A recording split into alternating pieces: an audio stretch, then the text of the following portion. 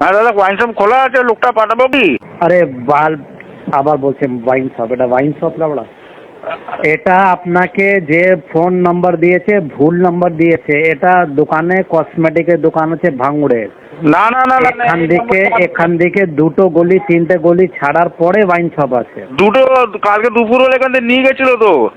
কালকে দুপুরবেলা এখান থেকে নিয়ে যায়নি, যে লোকটা নিয়ে গেছে ওকে পাঠানো নিয়ে আসবে। না না না না, আপনার এই নাম্বারটা দিল তো। আরে না না না না না না, বলছি লড়া, আমি দোকানে দাঁড়িয়ে রয়েছি, আমি বলছি এটা দোকান না, আর তুমি কোথায় দিয়ে বাল ফোন করে না না না না করে যাচ্ছ, এটা না। আমি 150 টাকা পাঠাচ্ছি, আপনি 12 বোতল করে দিয়ে দিন।